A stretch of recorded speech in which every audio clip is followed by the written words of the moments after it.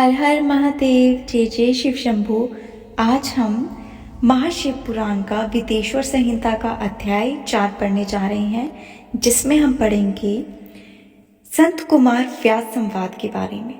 सूत जी कहती हैं, हे मुनियों, इस साधन का महत्व बताते समय मैं एक प्राचीन वृत्तांत का वर्णन करूंगा, जिसे आप ध्यान पूर्वक सुनिए। बहुत पहले की बात है।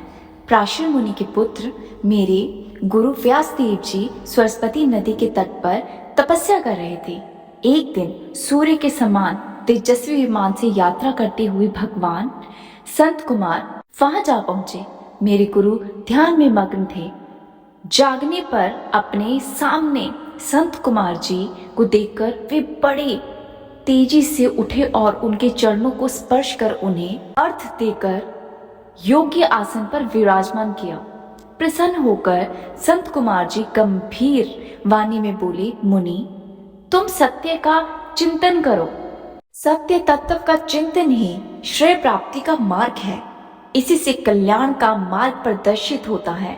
यही कल्याणकारी है। यह जब जीवन में आ जाता है तो सब सुंदर हो जाता है। सत्य का अर्थ है सदैव रहने वाला। इस काल का कोई प्रभाव नहीं पड़ता। यह सदा एक समान रहता है। संत कुमार जी ने महर्षि व्यास को आगे समझाते हुए कहा, मुनि, सत्य पदार्थ भगवान शिव है। भगवान शंकर का श्रवण, कीर्तन और मनन ही उन्हें प्राप्त करने का एक सर्वश्रेष्ठ साधन है।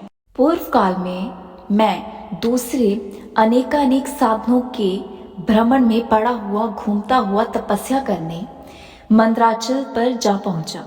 कुछ समय बाद महेश्वर शिव की आज्ञा से सबके साक्षी तथा शिव गुणों के स्वामी नंदीकेश्वर वहां आए और उन्होंने स्नेहपूर्वक मुक्ति का एक साधन बताते हुए बोले, भगवान शिव का श्रवण, कीर्तन और मनन ही मुक्ति का एकमात्र स्रोत है।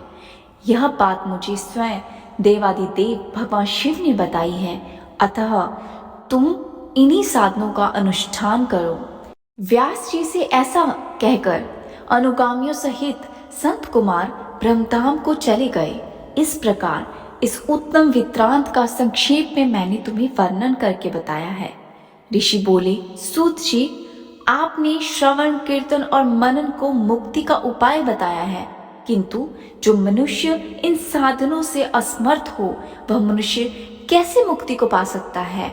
इस कर्म के द्वारा बिना यत्न के ही मोक्ष मिल सकता है।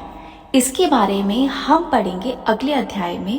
तब तक के लिए हर हर महादेव, जय जय शिव शंभू।